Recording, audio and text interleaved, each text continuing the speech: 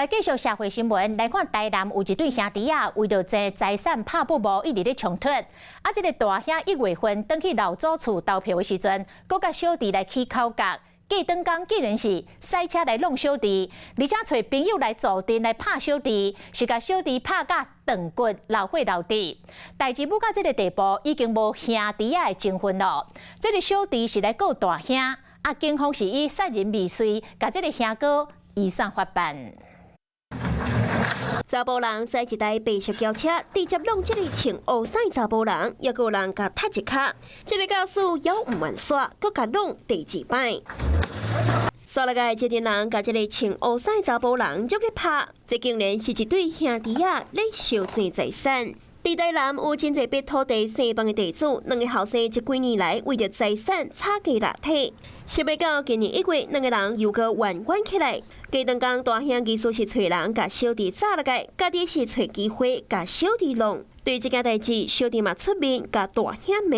因为伊3两月就倒来吵阮老爸，讲伊要倒地土地，倒地土地。因为安尼引起开始爆发啦，伊就心生不满，有没有？啊，我拢选择退让，输在伊变本加厉。相片内底小弟规身躯真侪乌青，倒脚骨折，头壳也有掉伤。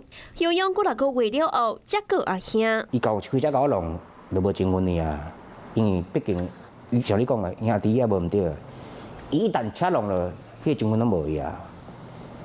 真正30-40档的情分拢无去啊。其实，这个老爸捌过6摆和两个兄弟讨论财产的分配，虽然最后小弟决定要让，也毋过大兄有心甘愿。4日接获报案后，立即派员调查，并报请台南地方检察署指挥侦办。本案经搜证齐备及讯问后，将依照刑法强制杀人未遂等罪嫌，移送台南地检署侦办。兄弟啊，2023年7月就咧行法院，官司也搁咧进行，这边又搁爆发着冲突，兄弟啊情恐惊已经拍拍了了。Hello， 我是林仙怡，想要抢先掌握最及时的新闻资讯吗？赶快订阅、按赞、开启小铃铛，锁定华视新闻 YouTube 频道。